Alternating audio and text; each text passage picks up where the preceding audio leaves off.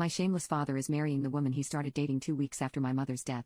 Now, he's bawling because I am going on a trip instead. My father is going to marry his girlfriend next week, a day before my cousin's birthday. My mother died 4 years ago and almost 2 weeks later my father was dating with that woman. I was grieving and I had to tolerate a total stranger in the house. My father told me that he met that woman at work. The doubt that she has always been my father's mistress is always in my head, but I don't know. I don't like her anyways. My cousin organized a trip to the beach, which will last a week. It was given to her by my aunt and uncle because she won a scholarship overseas in a college. My aunt and uncle won't go to the wedding. Some of my other cousins won't go to the wedding to go to the trip too. My cousin arranged the trip entirely on purpose to ruin my father's wedding since my mother was her godmother. My father was mad at her, but my cousin told him that she's not going to cancel her trip for a second wedding, or in her literal words by text, "I'm much more interested in seeing the grass grow than in your wedding." He even cried, telling me that everyone is punishing him for finding love. I asked him if my mother wasn't the love of his life then, and he kept crying, saying that I don't understand because I'm too young. He says that every time I try to talk about something serious with him, even when I want to talk about politics or important things, it's his way of shutting me up.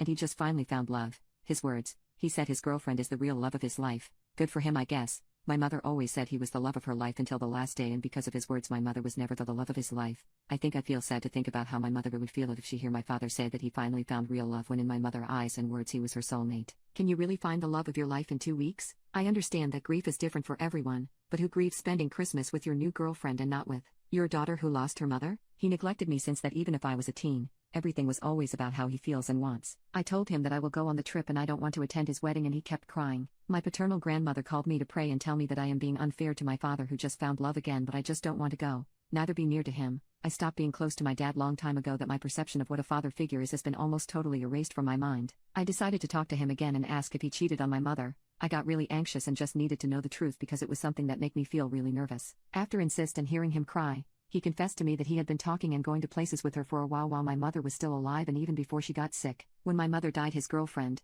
at that time friend, approached him to comfort him. My father told me that it was the first time they had physical contact, but he always felt guilty about his friendship with that woman. I'm not very familiar with the subject, but I think it's what people calls emotional cheating. I only know that he kept it a secret because he knew he was doing something bad. I asked him if he and my mother were having marital problems, and he said no, not at all. According to my father, his friendship with his girlfriend was something he planned to keep as a secret forever when my mother was alive and healthy. Father told me that he thought he loved my mother until he kissed his girlfriend and decided that we only live once, so that's why he took her home just 2 weeks later after my mom died and did everything he wanted with her. My father's logic was that his job gave him a week of mourning, so according to him, 2 weeks was enough mourning for me. I told him that while he fulfilled his fantasies I was alone in our home. I asked him that if he thought about cutting off contact with his girlfriend if my mother found out, and he said something like, "No, I wouldn't cut contact with his girlfriend's name. It was just an innocent secret and your mother never found out." I told him my mother would cut off his balls if she heard him say that, and he started crying again. But anyway, all of this doesn't change anything. The result is still the same. A father who neglected his daughter. I said a lot of things to him.